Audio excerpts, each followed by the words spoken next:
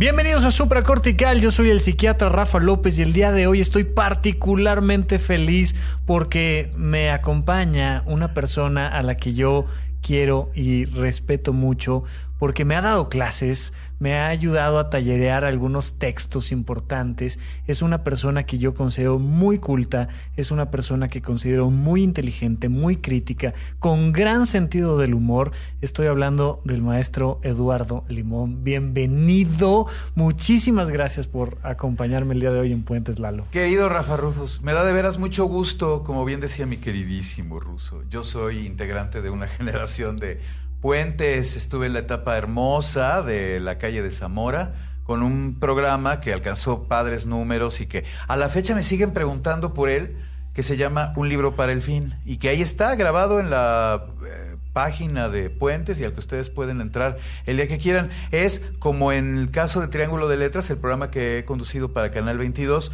como una estampa, una instantánea de la escena literaria de ese momento. Claro. En Triángulo se quedaron los autores que estaban produciendo en el periodo en el que yo tuve el programa.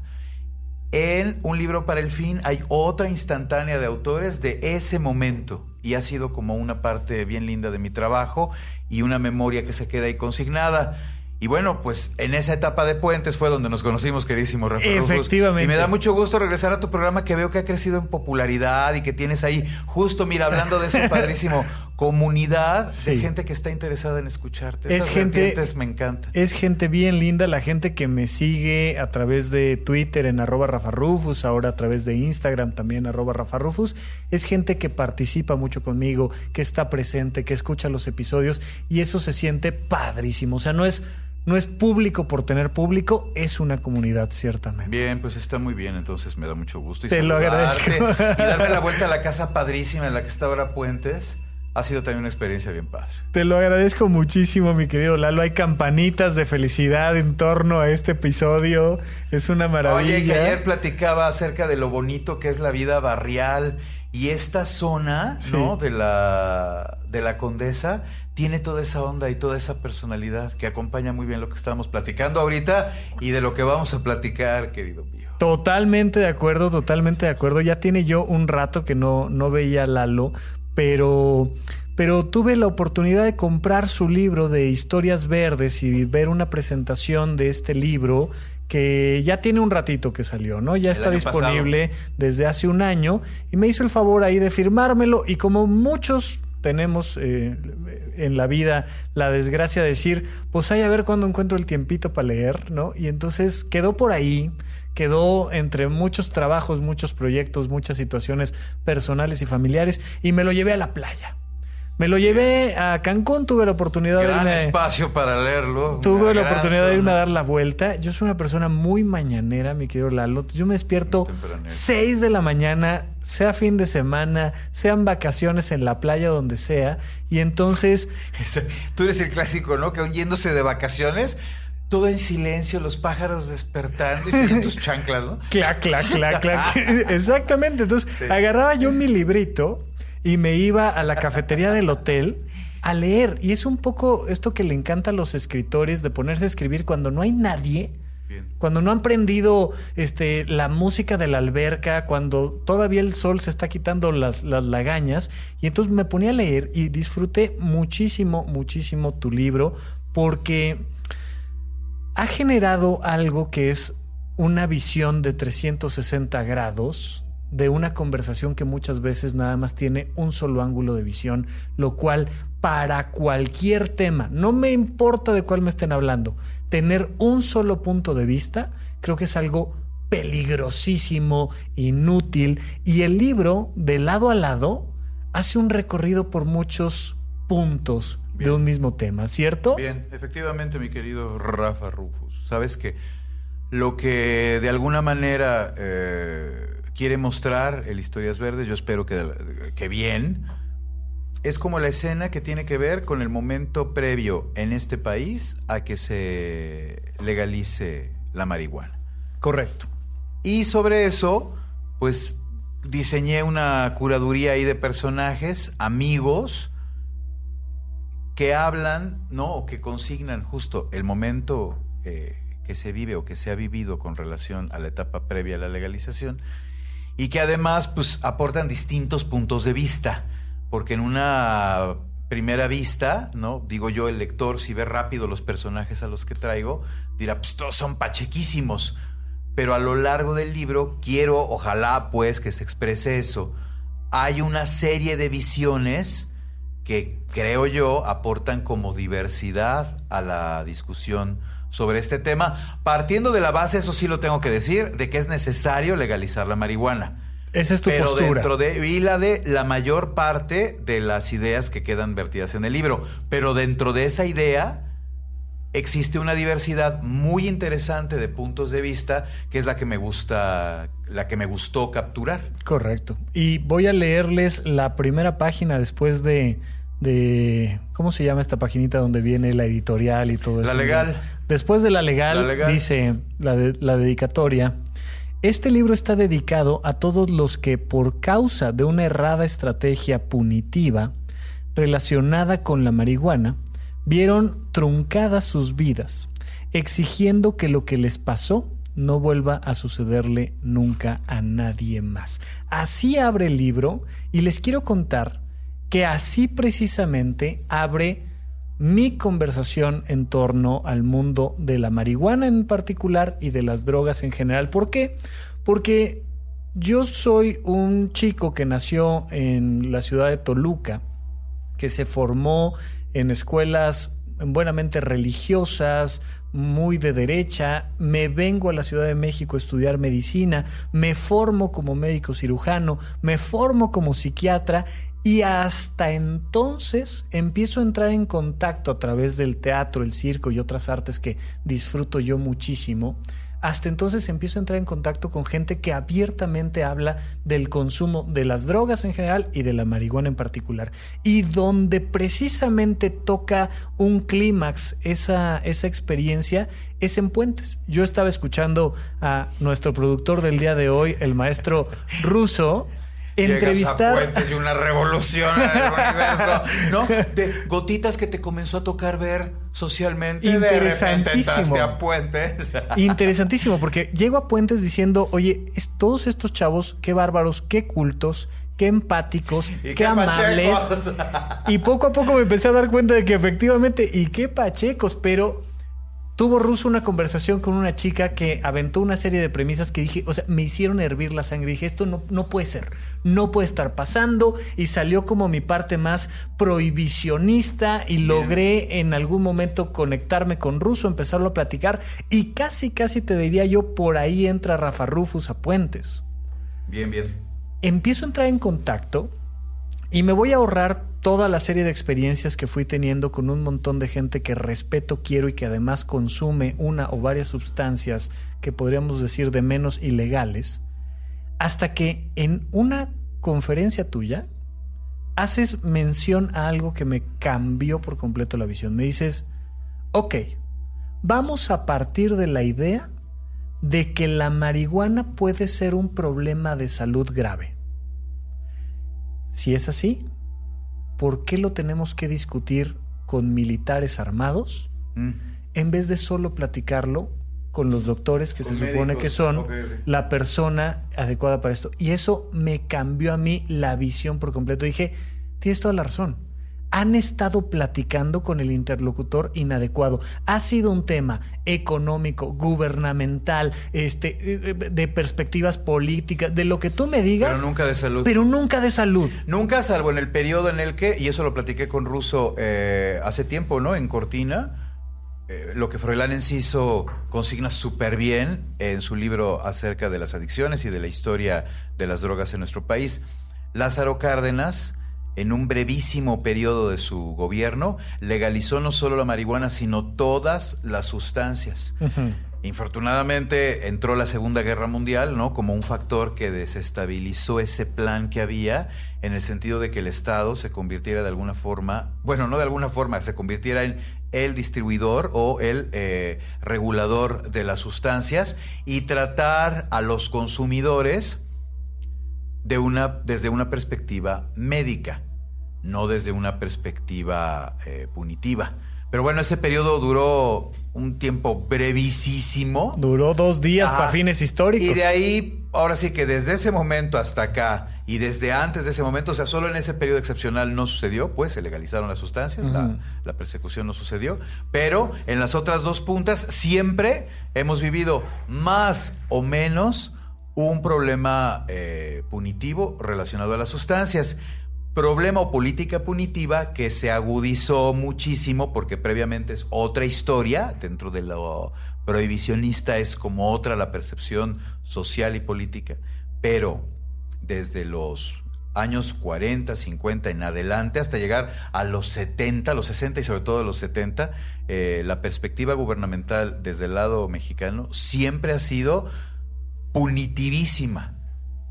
Y bueno, ahora estamos viviendo una etapa que comienza a ser distinta, pero que va anclada a una enorme complejidad. Así como muy brevemente para que el público entre en contexto, ¿en qué punto vamos de la legalización de la marihuana en México, en la Ciudad de México? En este momento nos encontramos en el punto en el que ya hay jurisprudencia, esto es, pasaron 5 amparos. Sí. De estos que yo no sabía, son carísimos. O sea, ampararte, tú dices, oye, se amparó, me amparo, cabrón. Está increíble, ¿no? Me puedo amparar en la vida, ¿no? Pero la verdad es que un amparo, además de que requiere un trabajo profesional muy complejo, es muy caro. Bueno, en el caso de estos amparos han sido financiados por organizaciones o se ha tratado de gente que tiene no solo los recursos suficientes, sino además como toda la urdimbre, ¿no?, legal detrás para poder hacerlo avanzar. En fin, los amparos que existen crean jurisprudencia necesaria para que la Corte determine que el consumo de marihuana, como es en el caso del consumo de sustancias ya legales en nuestro país,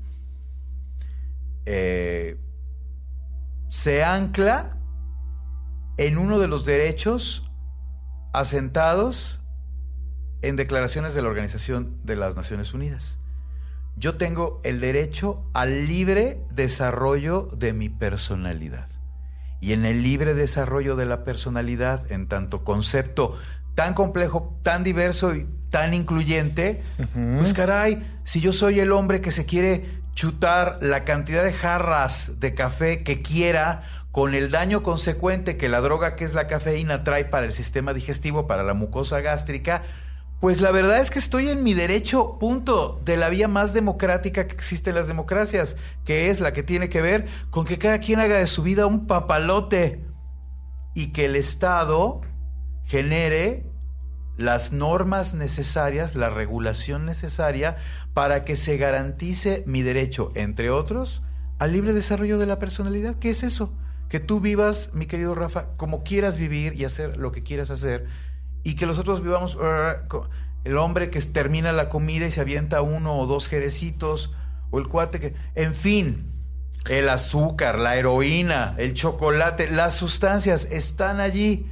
Pero el tema es lo que tiene que ver con esa regulación. Pasaron 5 amparos diciendo, a ver, es un tema de derechos humanos que yo consuma lo que en una parte, en una parte, porque también va anclado a otra zona. Y una vez que pasan esos 5 amparos, ahorita no puedo ir a la esquina, a la farmacia, a comprar marihuana y me dan un ticket, ¿no? No.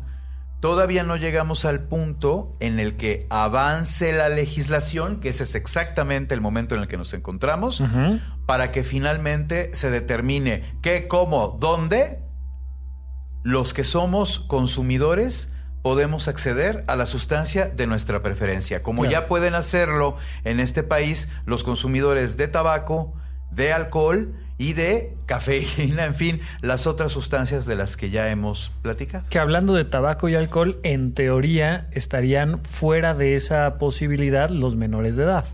Como en todo. Una parte que tiene que ver con la legalización, me refiero como en todo, en la legalización, tiene que ver con el hecho de que en cuanto tú conviertes en legal el consumo de marihuana, pasa como toda sustancia controlada por reglamentos a quedar solo autorizada bajo la posesión y el manejo de mayores de edad. Claro. En este momento, hay alguien afuera de una secundaria que le va a vender a banda menorcísima de edad un psicoactivo, que ahorita si quieres también platicamos de esa parte, porque ahí viene la parte interesantísima de lo que tiene que ver con que la legalización, entre otros beneficios, trae el consumo solo entre mayores de edad, que ya tienen, ahora sí que de veras, la edad suficiente, determinada constitucionalmente por el Estado, por la sociedad democrática, pues para consumir y tomar las decisiones que quieran con relación a todo lo que ellos quieran. Déjame hacer ahí un pequeño paréntesis que me parece importante.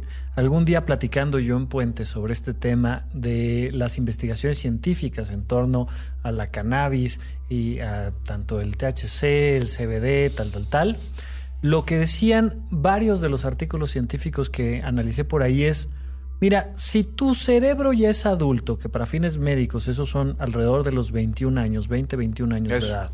Si tu cerebro ya es adulto y le empiezas a meter marihuana, no le va a pasar prácticamente nada. Claro,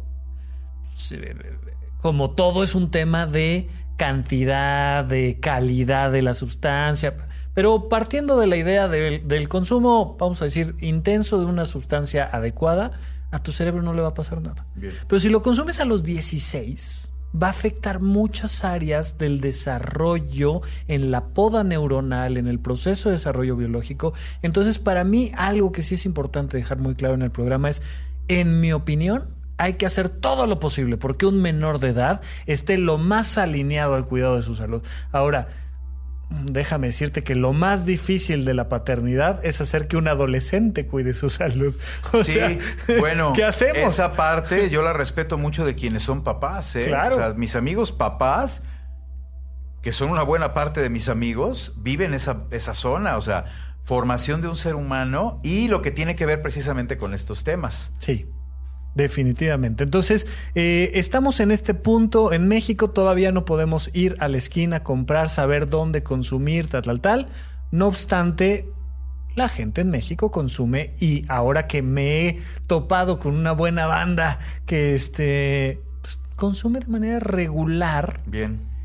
Y que a mí me rompió mucho un concepto, que era la idea de: es que el marihuano es un bueno para nada. Y me encuentro que las personas que más respeto, que considero más cultas, más empáticas, más al servicio de los demás, son consumidores regulares. No creo que lo sean por el consumo. Creo que lo son y consumen. Ese es un punto de las partes interesantísimas de todo este tema que me gusta mucho tocar. Como en todo en la vida, y lo sintetizaría de esa forma, las maneras de vivir son tan diversas que existen, por supuesto, como en todo, los seres humanos que consumiendo cualquier sustancia van a tirarse a la banqueta y a mirar cómo atardece. Uh-huh. Y existen los seres humanos que consumiendo la sustancia que quieran, hacen cosas, tienen trabajos, cumplen responsabilidades, viven de la manera en que quieren vivir. No son las sustancias, es la persona. Y se ha generado durante décadas la percepción de que es la planta la que genera. Es el ser humano, o sea, claro. Yo de alguna manera lo menciono en el libro. La diferencia que va de la mirada de Amy Winehouse, en tanto adicta a todo, a la sonrisa de Keith Richards, adicto a todo, habla de dos tipos de seres humanos y de dos maneras completamente distintas de vivir la vida. Amy Winehouse, que se murió a los, ¿qué? ¿27? Sí. Pobrecita, tratando de dejar sobre todo el alcohol en un tratamiento, o sea, abandonando la bebida hasta donde pudo. Descontroladísima, adicta, triste, atormentada, en fin. Por supuesto. Y Keith Richards, un amante del blues que claro que ha sufrido, se le ven las marcas, ¿no?, de la vida, pero que es un músico, pues digo, de los más importantes del planeta, robustísimo, anciano, que hace lo que ama y que ha sido súper adicto, se la ha pasado mal, pero sobrevivió a sus adicciones y bueno, pues ahí está. A mí esto me parece el tema de discusión, es decir, creo yo que igual que temas como el aborto, la diversidad sexual, el consumo de drogas, ya sabes, estos temas que son difíciles de abordar y difíciles de llegar a buenas conclusiones, creo que la gente no se ha dado cuenta que, como todo en la vida, mientras le sigas echando la culpa a lo que hay de tus ojos para afuera, bien, vamos a estar en una discusión que no tiene sentido. Yo soy terapeuta, soy psiquiatra, soy médico, y a mí me toca, llega alguien a una consulta psiquiátrica y me dice, tengo un problema en mi relación de pareja. Y me dice, mi marido me hace esto, mi esposa me hizo aquello, me dijo tal. Y le digo, ok, aquí de lo que se trata es de que cambies tú. Porque yo no voy a hacer nada, por más que te quejes de tu pareja, para cambiar a tu pareja. Tu pareja es como es. La pregunta es, ¿quieres seguir con él o no? ¿Quieres ponerle límites o no? ¿Quieres cambiar tu relación con tu pareja? Y entonces, un rasgo de madurez muy importante es dejar de pensar que los problemas del mundo se van a acabar cuando acabemos con una planta, con una molécula, con un gobierno, con un presidente, con lo que tú me digas. La gente tiene que empezar a madurar y voltear a preguntarse, oye, ¿y yo quiero consumir o no quiero consumir? Yo, Rafa Rufus, yo no consumo ni alcohol. A ti no te interesan. Sí, no te interesan. Uno de las entrevistas que me gustó mucho fue con Bef. No te interesan allá tú, Rafa. Tenemos aquí en la página 35 la entrevista que le haces a Bernardo Fernández Bef, gran escritor. No, bueno, pues uno de los más grandes del país. De una novela Está dura. cañosísimo, Bef, sí, prolífico y además un tipazo. Entonces, bueno, Bef participa en el libro. Bef no consume nada. ¿Por qué Bef no consume nada, mi Lalo? Porque es straight edge punk, straight edge. Que eso significa, entre otras cosas, que es un hombre, un ser humano que considera que las sustancias están creadas todas para control político, que el Estado te manipula a través del consumo de las sustancias. Por ahí no consumen nada, y es real, Bef no consume nada. Nada, igual que yo, nada más que ahí Exacto. En la entrevista, por ahí Bef dice, pero no creas que yo no consumo, pues como otros que son ñoños, yo consumo por esta visión política. Dije, chin, yo sí soy ñoño, cabrón. O sea... No, y mira, maneras de vivir, porque también es muy cierto, claro. O sea... Vamos, al final el tema tiene que ver, desde mi perspectiva también, con la funcionalidad. Yo la banda con la que me llevo, que consume, pues toda es completamente productiva y responsable, hace sus cosas. Y además, ahora sí que tenemos nuestra afición o nuestro gusto, como cualquiera, por la cerveza, por los osos de gomita, por los que ya he conocido banda, 12 tazas de café al día, en fin, cada quien. Oye, mi Lalo, ahí quiero que nos adentremos a este tema para luego irnos a un único corte en este episodio. Pero a ver, muy vamos bien. A poner... Ojalá sigan ahí. Yo creo que sí. Espero, yo no creo que se estén perdiendo este episodio. De repente nos quedamos tú y yo así en silencio. Así no. Hola. A ver, vamos a pensar en un hombre de 27 años de edad. Bien. Que consume una cantidad regular diaria de marihuana y que es productivo. Tiene su trabajo, tiene su pareja. Y otro hombre de la misma edad que consume la misma cantidad que no es productivo. Está peleado con la familia, tirado en la calle, cometiendo un delito. Partiendo de la idea de que no es la planta, ¿tú cuál crees que sea la diferencia entre tus amigos que son productivos y consumen y la gente que consume y que no le va nada bien en la vida? No es la planta. ¿Qué es, mi Lalo? Fíjate que es muy interesante porque yo ahí, mira, yo doy talleres de autobiografía. Maravilloso, por favor, bueno, ya pues perdón. Contigo estuve claro. A ver, importantísimo, esto es paréntesis aparte.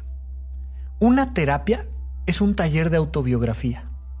Es aprender a leer tu propia historia de maneras diferentes. Imagínate que te puedas contar tu propia historia como crónica, como tragedia y como comedia. Te cambia la vida. Cuando tú aprendes a contarte tu vida desde perspectivas diferentes, literariamente hablando, te cambia la vida. Por favor, próximo taller que dé Lalo, nadie quiero que se pierda el taller de autobiografía del maestro Eduardo Limón. Oye, ¿Tienes pues alguno gracias. en puerta? Mira, ahorita acabo de dar uno.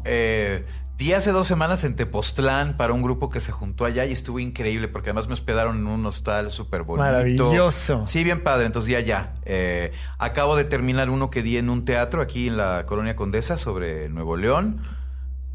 Y posiblemente en un mes más o menos de otro, pero constantemente doy para talleristas individuales. Lo hago los fines de semana porque entre semana pues estoy en otras cosas que ahorita platicamos. Sí. Pero mi punto es que si ustedes quieren, ahora sí que tengo a mis productos, saco, ¿no? Light, deslactosada, chocolate, autobiografía novelada, redacción, escritura creativa. Sí, señor. Y uno de novela negra, donde por cierto, obviamente aparece, bueno, en fin, Bev, hay un montón de gente. Entonces, tengo ahí los talleres. Si ustedes están interesados, pues búsquenme @elimonpartido en Twitter. Y ya les cuento. Por favor, no se lo pierdan. Sí, Cerramos paréntesis, bien. Perdónenme. Entonces, sí, qué bien, aproveché. Si no es la planta... Ah, sí. ¿Qué era? Entre estos dos chavos que consumen marihuana todos los días y uno es productivo y otro no, si no es la planta... ¿Qué carajos es? Yo pienso, y ahí lo quería anclar en el caso del autobiográfico, es el proceso de vida. Y ahí no te puedes meter en otra condición más que en la que ancla en la reflexión que a mí me parece muy interesante del presidente Mujica, bueno, expresidente, el uruguayo, que menciona y que tiene como este razonamiento muy sabio, que el Estado lo que tiene que generar son las condiciones de vida necesarias para que tú seas feliz. Un distribuidor de condiciones para que tú te la pases de la mejor forma posible. Pero ya la interpretación que tú hagas de lo que te está sucediendo es la naturaleza que compete pues solo a uno. Fer Rivera me decía el otro día y me encanta la reflexión, dice, vida es la que tú te estás contando, o sea, es la que tú estás mirando. Si tú estás mirando las cosas desde una perspectiva u otra, es un asunto que tiene que ver con tu proceso y con la manera en la que tú comprendes la realidad. Pero la diferencia que va, ¿no? Del que lo está mirando terrible y le está encontrando la parte súper clavada, y el que mirándolo desde la otra perspectiva más bien está viendo a lo mejor la oportunidad o el momento bien productivo para cimentar algo, quién sabe. Pues ahora sí que son, como decía Miguel Ríos hace décadas, maneras de vivir, decía la canción, ¿no? Claro. Del cantante, del gran rockero, o sea, maneras de vivir. Aviento mi opinión y nos vamos al corte y regresamos con un gran invitado que tenemos por acá a un lado. Hay 2 factores que yo considero que pueden ser la gran diferencia para que te conviertas en uno de estos 2 consumidores si es que eres un consumidor. Factor número 1, educación. Creo yo que además de en las aulas, pero por supuesto que en las aulas, todo lo que te enseñe te da herramientas para que tú elijas ese estilo de vida que a ti mejor te venga en gana. Y punto número 2, que tengas un buen nivel económico, o lo que en su momento se convierta el dinero. Yo espero que un día deje de ser este mundo capitalista como es, pero hoy en día lo es. Cuando venga la invasión zombie, ahí va a cambiar el modelo económico. En la hecatombe ecológica se saca eso del dinero. Hoy por hoy yo creo que una persona que tiene un alto nivel educativo, insisto, no solo el de las aulas, pero además el de las aulas, con un buen nivel económico, difícilmente va a tener una vida poco productiva y va a elegir muy bien las sustancias que consuma. Esa es mi opinión y yo trabajaría siempre a nivel gubernamental a favor de la educación y de la obtención de recursos y buena utilización de los recursos. Vamos a un pequeño corte y regresamos con ustedes aquí a Supracortical con el gran Eduardo Limón y el libro de Historias Verdes. Cruza el puente. Contacta al Dr. Rafael López. Síguelo en Twitter, /Rafa Rufus. Suscríbete al canal de YouTube, Rafa López. Consulta la lista de todos los episodios de este podcast en puentes.mx/supracortical. Gracias por escuchar. Gracias por recomendar. Estamos de regreso con ustedes aquí en Supracortical platicando de Historias Verdes con el gran Eduardo Limón. No olviden buscarlo a él en Twitter como @ellimonpartido, y ahí pueden tener toda la información de sus actividades, de sus textos, porque también ahí subes los textos que vas escribiendo. Todos ¿no? los viernes publico en Animal Político una columna que se llama Tránsito Lento. La de hoy está dedicada a los 50 años del hombre en la luna. Ah, maravilloso. Sí, pues es así la gran coyuntura, bueno, la preciosa efeméride, entonces ahí estoy. Y bueno, estoy trabajando en otros lados, ahí lo vamos poniendo en el... Y en todas las redes sociales, últimamente en Instagram, en Twitter, en YouTube, ustedes pónganle Rafa Rufus y salgo yo, así como Tiger, no hay otro. Entonces, está padrísimo. Bien, estamos platicando de esto, hablábamos de este tema, pero ya que tocamos el asunto de Twitter, quiero hacerles un comentario. Estoy yo en la playa, termino el libro, conmovidísimo, porque además platicas con personajes interesantes, con Fer, con Fernando Rivera Calderón, con Bev, con Paco Ignacio Taibo, con Armando Vega Gil, con el maestrísimo Andrés Vargas Russo, que, insisto yo, algo sabe del tema y hoy platicaremos con él. Fue bien padre porque cuando conocí a Russo, comencé a entrar a la vertiente ya social del consumidor articulado, como el de la cafeína o como el de cualquier otra sustancia. Eso, vamos, me abrió mucho la diversidad, mi campo de diversidad en cuanto a lo que tenía que ver con los consumidores y con quienes tienen normalizada la percepción de la planta, se amplió muchísimo cuando conocí a Russo. Justo en la etapa Puentes. Básicamente por ahí me pasó lo mismo. Y entonces yo estoy conmovido, feliz, terminando el libro, le tomo ahí una foto, se lo quiero recomendar a todo el mundo y pongo un tweet que decía: les recomiendo que lean este libro, particularmente a las personas que no consumen sustancias alucinógenas. Sí. Aviento el comentario. A mí mi público me quiere mucho, Lalo. Pocas veces me dicen cosas negativas, críticas. Muy pocas veces. 5 minutos después, yo dije, ¿qué pasó? ¿Qué dije? La marihuana no es una droga alucinógena. Y yo dije, bueno, 2 cosas. Primero, yo no dije que fuera una droga alucinógena. Punto número 2, sí lo pensé. O sea, porque para mí... Pues ni hablar, para claro, mí es la información que tenías. No, válgame, yo soy psiquiatra. Yo sé lo que son las drogas alucinógenas. Yo sé cuáles son y sé cuáles no. Pero yo como persona, para mí, el alcohol, la marihuana, la cocaína, todas son drogas alucinógenas porque te generan una percepción distinta de la realidad. Pero primero que nada, una disculpa a todos los consumidores que se me aventaron encima. No, la marihuana, médicamente hablando, técnicamente hablando, no es una droga alucinógena, es una droga psicoactiva. Exactamente. ¿Estamos de acuerdo? En eso estamos de acuerdo. Entonces, te quería yo contar esto, mi querido Russo, para decirte... ¿por qué se me aventaron? O sea, está bien, le dije chino a un coreano. Yo le dije chino a todos los orientales. Cometí ese error. Insisto, no lo dije, pero lo pensé. ¿Por qué surge esta necesidad del consumidor de decir, espérame, no nos confundas, brother?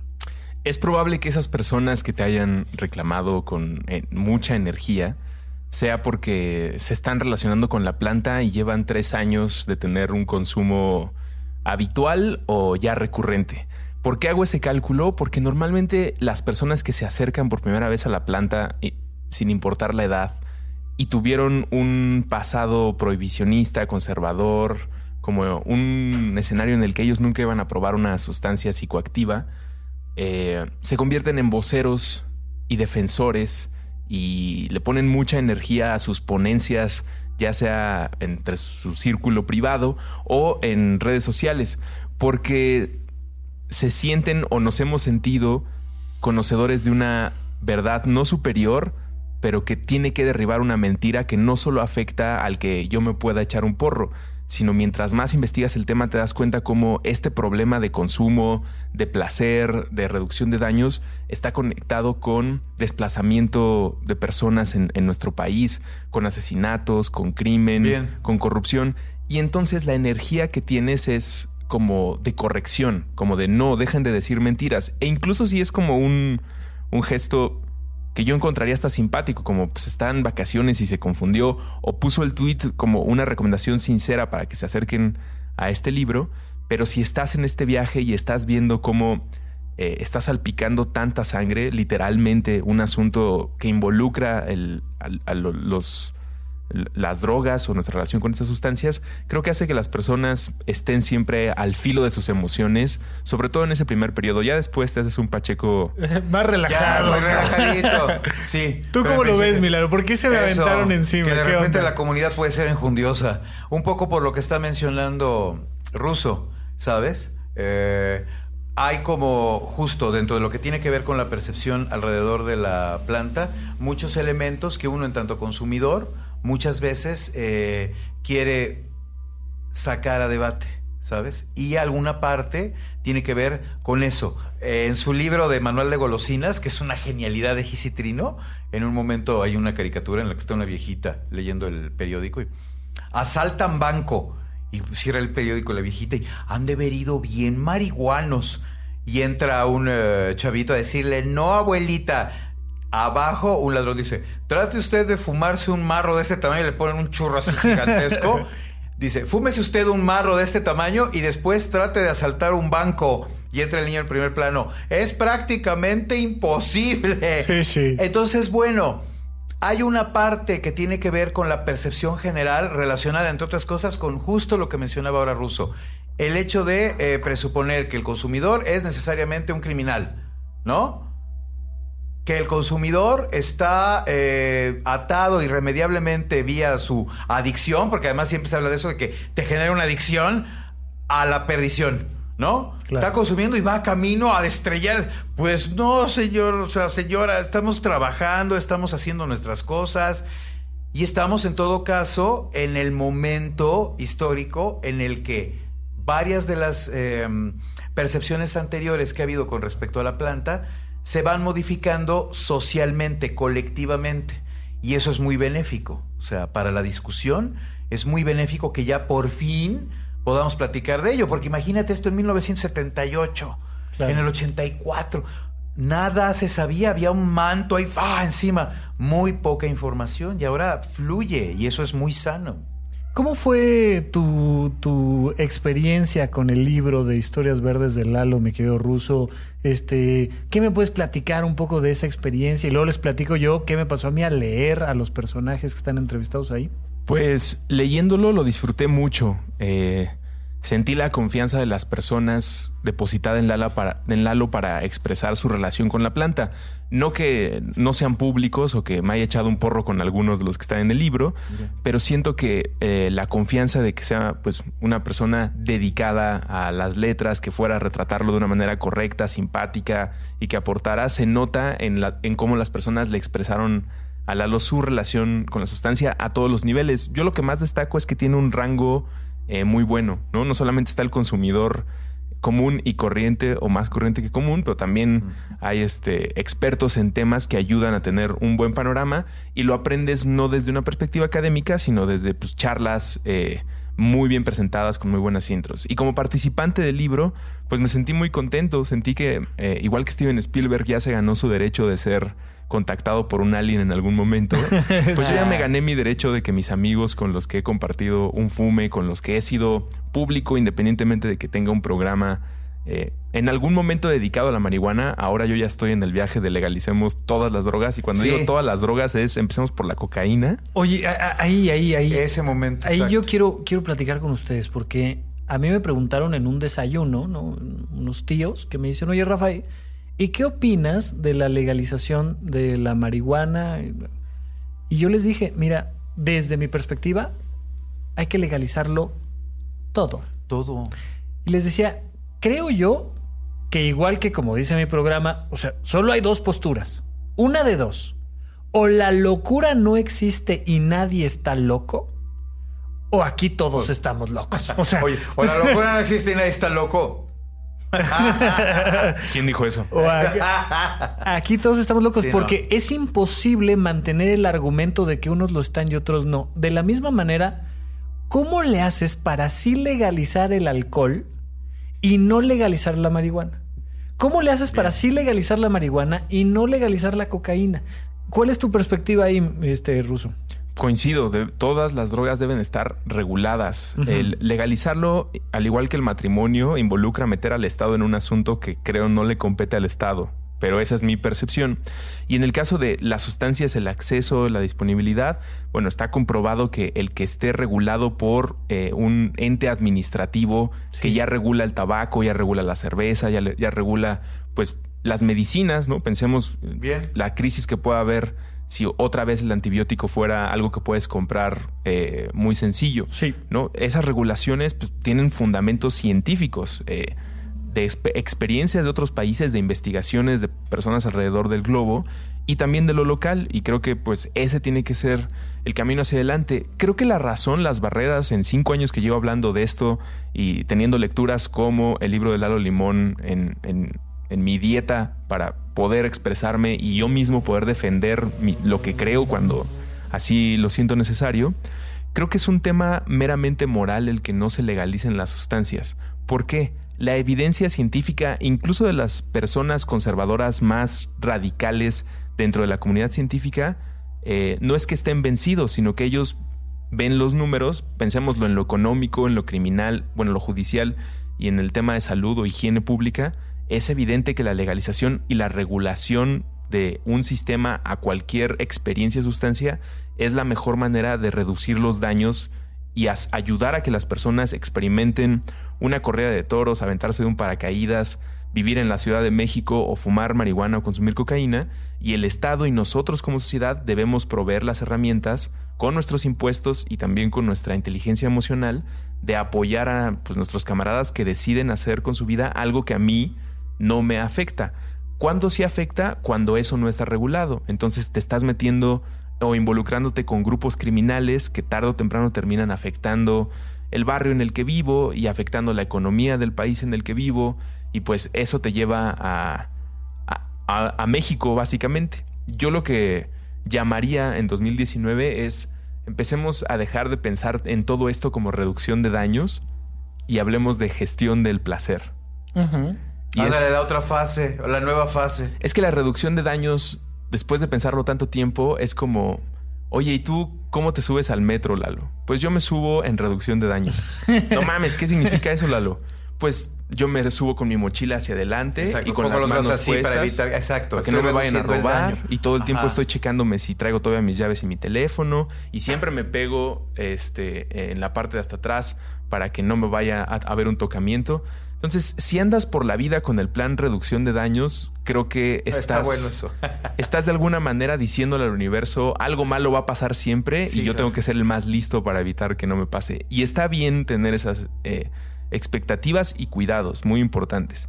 Pero si empezamos a hablar de la gestión del placer y decimos, hoy me voy a ir en metro a Salto del Agua, entonces me voy a ir con tiempo porque venden unas donas muy ricas en Pino Suárez, entonces voy a transbordar, voy a comer una dona deliciosa, ya sé que ahora hay mucho tráfico, entonces me voy a sentar en una banca que me gusta mucho, y tu mente cambia. Te pueden asaltar, sí, de todas maneras. Pero la actitud que traes te está permitiendo disfrutar más el presente. Igual te vas a ir cuidando. Igual, claro, a ver, yo quiero probarme un ejemplo hipotético. Yo quiero probar metanfetamina en algún momento y me gustaría que algún amigo que supiera sobre la química me dijera cuál es la dosis que tengo que consumir, y yo me quiero encerrar en un cuarto a escribir en una máquina de escribir. A ver qué pasa, claro. A ver hasta cuándo se me baja el efecto. ¿Por qué no puedo hacer eso? Yo no quiero afectar a nadie, es algo que quiero experimentar y me gustaría, si es un impuesto el que tengo que pagar por si algo me pasa y el Estado tiene que atenderme, pues estoy dispuesto a pagarlo. Bueno, es lo que se hace con el tabaco, por ejemplo, con las sustancias ya controladas. El impuesto agregado, ¿no? El impuesto con el que han grabado, en el caso del tabaco, la hoja, pues, la planta, sí, es el que contribuye, ¿no?, a la salud pública para, entre otras cosas, atenuar esto que va a suceder. Es altamente probable que si consumes tabaco te dé un infarto o vayas a tener enfisema o tengas broncas, ¿no? Esa sí es una droga que a mí me preocupa mucho. Pues el tabaco y el alcohol, híjole. Pero igual son drogas padrísimas y la banda que las consume o que las consumimos estamos en todo nuestro derecho. O hacemos el viaje del tabaco, que es tremendo, ¿no? Pero padrísimo. Piénsenlo así, o legalizamos y regulamos todas estas situaciones, experiencias, o prohibimos el azúcar. Exacto. Porque no podemos, más que estar en Te da una... diabetes, te puede subir la presión. Tenemos el país con obesidad número 1 infantil Bien. y número 2 adulta. Bien, exacto. Eso sí causa un daño grave a la salud, un gasto público tremendo, y no creo que a nadie se le ocurra prohibir la glucosa. O sea, a ver, Claro. por eso les decía yo, o las prohibimos todos, incluso se lo comentaba a Russo la última vez que platicamos él y yo, le decía, a ver, hay de dos. O tenemos a un dictador mundial que nos diga lo que sí, lo que no, ojalá un día sea yo, o esperamos a que todos maduremos lo suficiente para que todos tomemos nuestras decisiones de todo y que todo esté regulado. Pues es el entorno democrático, justo. Alejandro Calvillo, del Poder de Ciudadano, ¿no? El Poder del Consumidor. Sí. Es una parte de sus luchas, de la agenda que traen en su organización. Los etiquetados, que los padres sepan la cantidad de azúcar que van a consumir sus hijos. Claro. Claro, pero nadie está hablando de que el ingrediente se deba prohibir. No. Estás adjudicando la responsabilidad, ¿no?, en la administración del consumo a los padres. Ya, si les quieres comprar las chocosucaritas doble cubierta glass, Tu tema. claro, pero pues- ahí está, que sea claro. O las reducidas en azúcares, que también ya existen en el mercado. Es un tema de eso, de regulación, pero nunca de prohibición. Decía lo de la moral y que la prohibición, su última puerta o la última barrera a tirar tiene que ver con la moral, porque también está basado en un principio de verdad, honestidad y mentira entre tus seres más queridos. Uno crece en entornos en el que te dicen el agua es buena, la cerveza es mala, la escuela es buena, el ocio es malo. Y pues cada padre y madre hace lo mejor que puede con el sistema de valores que tiene. A veces es la iglesia, a veces es la escuela, a veces es la tradición familiar, porque viven en una casa muy grande en el que comparten tal vez con unos tíos, con una abuela, y entre todos se comparten los tips de cómo hicieron o forjaron a una mejor persona. Y eso, pues cada quien es responsable y creo que pues muy a su juicio lo puede resolver. Pero una mentira muy grande, y que creo es lo que todavía no nos atrevemos a golpear de esta estructura, es decirte, todo lo que te he dicho de la marihuana puede que haya exagerado porque yo no lo sé, hijo. Ajá. O sea, yo crecí en un entorno en el que me dijeron que este albañil que fumaba marihuana después de su trabajo luego andaba asaltando. Entonces eso en mí se convirtió en algo que yo no quiero que te pase, y te he contado algo que a mí no me consta. Yo nunca he probado marihuana, yo nunca he visto a un albañil robar después de la obra, pero siento que te lo tengo que decir porque es mi obligación que tú estés bien, y a mí me lo dijeron y yo estoy bien. Y el día que ese niño o niña descubre que eso no es verdad, recibe un golpe a la estructura de, ok, ¿qué más cosas que me dijo mi familia, mi escuela también están equivocadas?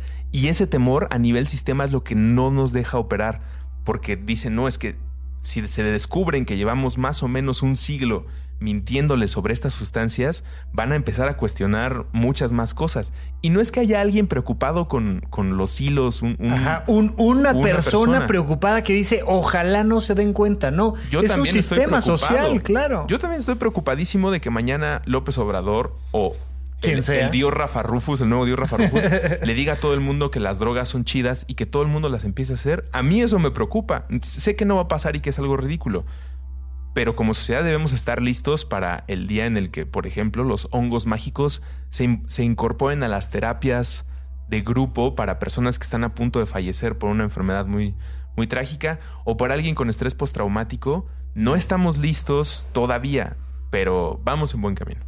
Sí. Estoy totalmente de acuerdo. ¿Tú también estás de acuerdo en esta parte de la legalización general? Entonces? Sí, por completo. Lo hemos platicado muchas veces, Russo y yo. Yo lo he platicado con muchos amigos. Y al final me parece, sí, un asunto de sentido común. Vamos, ya no me gusta tanto mencionarlo como experimento social en desarrollo, pero de alguna forma lo es. Pero sobre todo me gusta verlo desde la perspectiva, hay una política pública integralísima que en este momento se está desarrollando en el planeta, en Portugal, que es un lugar en el que todas las sustancias se encuentran reguladas, todas. Y ahí va avanzando la cosa. Es muy interesante también mirar cómo somos cuando asumimos que las cosas existen. y no que hay que ocultarlas y prohibirlas. Pues cuando sea muy abierto el juego, creo que avanzaremos más. Es una visión muy infantil, literalmente, esperar que tus padres te digan cómo está hecho el mundo y cómo te tienes que relacionar con él. Bien. Creo que hasta que eres un menor de edad, pues tiene sentido. Si tienes menos de 18 años, está bien, échale la culpa de todo a tus papás. Pero si tienes más de 18 años, la responsabilidad es tuya y la información que le metes a tu cabeza es tu responsabilidad. Y en ese sentido quisiera yo, para ir cerrando un poco, mi querido Lalo, les decía yo, este libro, Historias Verdes, de Eduardo Limón, tiene una serie de entrevistas que hace de esta conversación una conversación de 360 grados. Me parece que platicas con muchas personas y, insisto, no le tengas miedo, es un libro. Métete información. Lo que hagas con esa información después de tu vida es decisión tuya. ¿Me podrías brevemente platicar de algunos de los personajes? ¿Cuál es esa premisa de la conversación para que después vayan al libro y la revisen? O sea, ¿de qué te habló muy en breve Fernando Rivera Calderón? ¿Cuál es su postura en un tuit? ¿Qué onda? ¿Él qué piensa? Pues básicamente es un hombre que está a favor de la legalización. Y del consumo diario, y del consumo. cabrón. Sí, fíjate, Fer es uno de los ejemplos, digo, por lo menos para mí, para varios que lo conocemos, del consumidor funcional, absolutamente productivo, ¿no? Con su carrera cimentadísima, todo lo que hace. Entonces, bueno, esa es una... Es un consumidor cotidiano, sí, que es muy productivo. Y luego tenemos a Bef, a Bernardo Fernández. que no consumen nada. Que él no consume nada por una postura política, ¿no? Exactamente. Luego tenemos por ahí a Armando Vega Gil. Queridísimo Armandito, que bueno, él tenía la experiencia muy graciosa de ser un consumidor pasivo. No consume o no consumía, pero más tuerzo y, en fin, es un consumidor primerísima división. Entonces Armando, hasta el momento de la entrevista, en fin, se había consumido toda pasivamente la mota que se había fumado más tuerzo a lo largo de la historia de Botellita de Jerez. Entonces esa era una parte interesante. Fernanda Melchor. Fer, como la gran diosa escritora que es y periodista, retrata el microcosmos que en su localidad, ella es de Veracruz, implica a todo el país. La forma en la que el narco se introduce en la sociedad como una enfermedad generada por la ilegalidad y cómo ese mercado, esa delincuencia organizada es efectivamente una enfermedad social que va corroyendo profundamente todo. Entonces, bueno, la entrevista con Fer me gusta sobre todo por eso, porque ella apunta con mucha precisión ese punto en específico. Andrés Vargas Russo. Y bueno, mi querido Russo, que ya lo escuchamos, ¿no? En todo caso, uno de los consumidores funcionalísimos, que además, más allá, y esto creo que es importante, de ser un consumidor, es un ciudadano. Sí. Con su opinión acerca de todos los temas, y en tanto ciudadano, la diversidad nos favorece a todos, y me interesaba mucho que estuviera también allí retratado. Juan Ramón de la Fuente. Y Juan Ramón de la Fuente, que es el que aportó, ya tiene ahora sí un rato, que apareció el libro del Fondo de Cultura Económica, el Marihuana y Salud, que es como en ese momento, ahorita ya hay muchas cosas más muy relevantes, nuevas, aportaba la experiencia científica con relación a la planta. Para mí fue importante poderlo entrevistar porque necesitaba naturalmente su opinión, en tanto un mexicano relevante, pero sobre todo un científico notable.